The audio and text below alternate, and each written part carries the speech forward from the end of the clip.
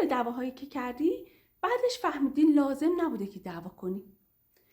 مشکل از نفهم بودنت نیست. مشکل اینه که احساس زودتر از فهمت تصمیم میگیره. هر بار که عصبانی شدی گفتی این آخرین باره، دیگه عصبانی نمیشم، اما باز هم همون آدم قبلی بودی، چون هیچ وقت یاد نگرفتی که احساست را کنترل کنی. بذار یه مثال ساده بزنم.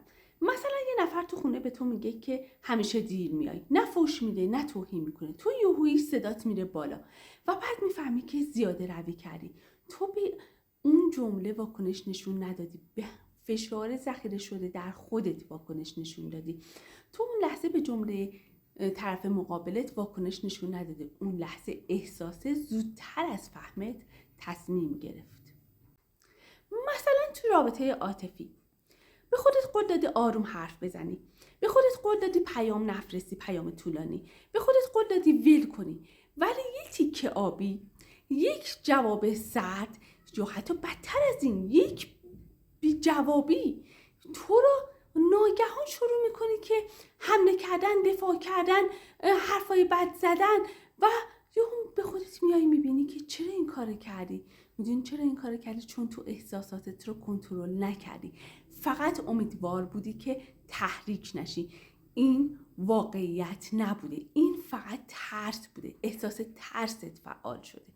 یه مثال دیگه، تو میدونی که نباید همون لحظه جواب رئیس تا جواب همکار تا بدی، ولی دهنت زودتر از مغزت باز میشه و به عقلت که میگه صبر کن جواب نمیده و بعد از چند ماه پشیمون میشی و بعد تاوان پس میدی.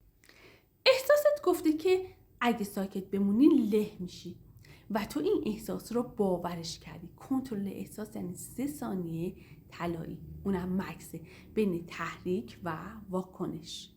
این 3 ثانیه طلایی زندگیش رو میسازه یا اینکه نه باز هم به ته چاه میفتی. اگه فکر میکنی که کنترل احساس خونسردیه، نه، الکی کنترل احساس قدرت مکسه. یعنی اینکه بگی که من الان چه احساسی دارم، من الان چه احساسم فعاله، من الان این احساسم از کجا آمده. اگه میخوای مسئول احساساتت بشی، اینجا